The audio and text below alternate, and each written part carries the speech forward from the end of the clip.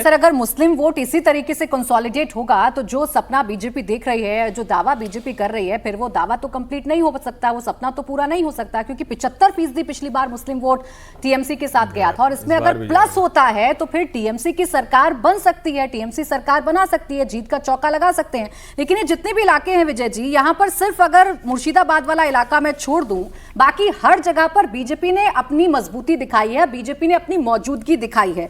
आप अगर पहले फेज के इस चुनाव में देखेंगे तो नॉर्थ बंगाल में 30 सीटें जीती थी, जंगमहल में 16 और साउथ वेस्ट बंगाल जो पश्चिम बर्धमान और पूर्वी मिदनापुर वाला है वहां 11 सीटें जीती थी। बस मुर्शिदाबाद में 2 पर सिमट कर रह गई थी।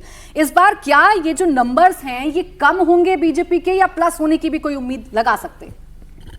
कम होने की संभावना तो कम लगती है, लेकिन इतना बड़ा जंप जैसे आप कह रहे हैं, जो हमारे ग्राफिक्स बता रहे हैं कि अभी 59 सीट्स हैं उनके यहाँ इस इलाके में, और वो बढ़कर 35-40 सीटें बढ़ के 100 प्लस हो जाए तो फिर तो पहला फेज के, दूसरा फेज के, तीसरा फेज के, कुछ भी के लिए फिर तो चुनाव ही कहाँ बचता है।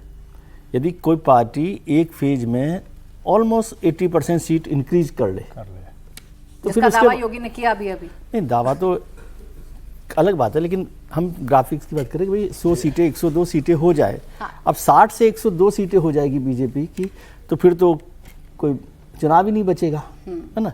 लेकिन फर्स्ट फेज में बीजेपी थोड़ा सा इम्प्रूव कर सकती है, और उसके लिए इम्प्रूव करने की जगह यहीं पर ज़्यादा है कि वो कितना कर सकती है। अब ये दिनाजपुर में कितना करेगी, या मालदा में कितना करेगी, या मुर्शिदाबाद में कितना कर सकती है, और झारग्राम में भी कितना कर सकती है। मुर्शिदाबाद कर पाएगी सर? नहीं, दिनाजपुर में भी वही हालत है, कोई ऐसा, और झारग्राम में भी बीजेपी के पास 1 सीट नहीं है। हाँ। तो वहां पर कितना करती है, और क्या इतनी गुंजाइश बनी हुई है कि 60 सीटों वाली पार्टी 40 सीटें जीत ले। और अगर ऐसा है तो फिर तो मतलब कोई संभावना, आशंका, उम्मीद या कोई भी पैरामीटर्स का कोई मायने नहीं है, फिर तो साफ है कि भारतीय जनता पार्टी की सरकार वहाँ बन सकती है। और जैसे अभी चर्चा हुई कि एसआईआर की भूमिका महत्वपूर्ण हो सकती है कि एसआईआर में कितने वोट कटे हैं, वो वोट कितना डिफरेंस करते हैं, क्या वो जो सीटें हैं जिन पे 10,000 से कम का अंतर है उस पर फर्क पड़ रहा है, क्या जिन पे 5,000 से कम का अंतर है, वो तो वैसे ही बहुत सारी सीटें बदल जाती है आमतौर पर, किसके पास है किसके पास नहीं है। लेकिन एसआईआर की भूमिका एक महत्वपूर्ण भूमिका रहेगी इन चुनावों में कि वो जो वोट कटे हैं उसका नुकसान टीएमसी को कितना होता है, और यदि भारतीय जनता पार्टी को भी कुछ होता है तो वो कितना होता है। वो दोनों है, लेकिन एक बिल्कुल आमने सामने का मुकाबला है, टक्कर देख रहे हैं। टक्कर है, कोई है ही नहीं तीसरा मैदान में, न हुमायूं है, न कबीर है, न ओवैसी है, न कांग्रेस है, न लेफ्ट है।